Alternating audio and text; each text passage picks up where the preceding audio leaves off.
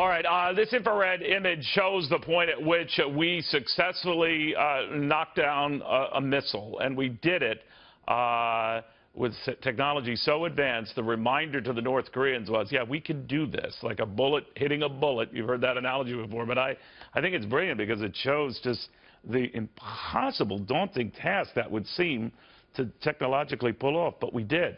Now, is it going to get the North Koreans to change and maybe to ease up on all these tests that have become, in fact, have been lately, a weekly event? Former U.S. Green Beret Scott Mann. Scott, what do you think? I don't know, Neil. Thanks for having me on. You know, I mean, it's encouraging to see the test go that kind of way.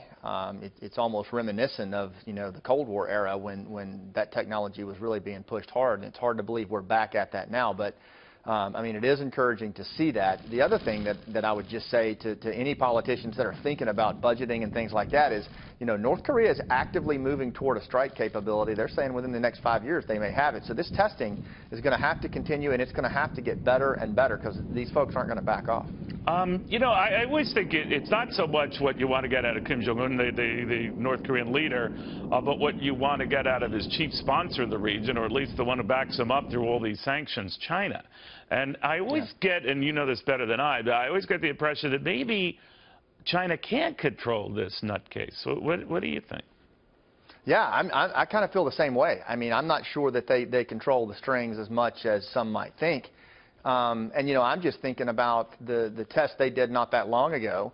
I'm not sure if it was on their Independence Day or their Armed Forces Day, but they launched a barrage of just tactical artillery. Right. You know, and we have to think about the fact that, you know, he could rubble Seoul within minutes using tactical artillery and combat aircraft. But, Scott, wouldn't they know? I've always heard that.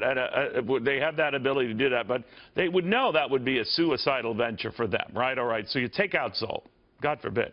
You take out yourself in the process. I mean, that's just a given, right? You know, I don't necessarily think that would be the case with tactical artillery. I mean, you're just talking about, you know, artillery pieces that could fire a relatively short distance. These are but that we would respond that way, if not South Korea. They're incapable. I mean, so they know. I guess what I'm saying, that would be a suicidal mission on their part, or maybe they don't care, or maybe that's the risk of dealing with someone, you know, whose oars aren't in the water.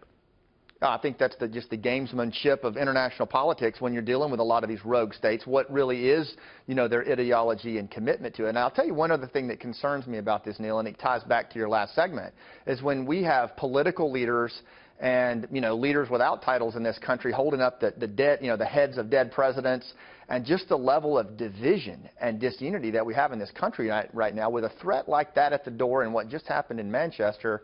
As a former soldier and as a guy who has buddies still serving overseas in harm's way, man, it's really hard to watch that. It's really hard to watch that kind of division in our country when we have a threat like this. Our enemies laugh at us. Our enemies laugh at us when they see something like that. Absolutely.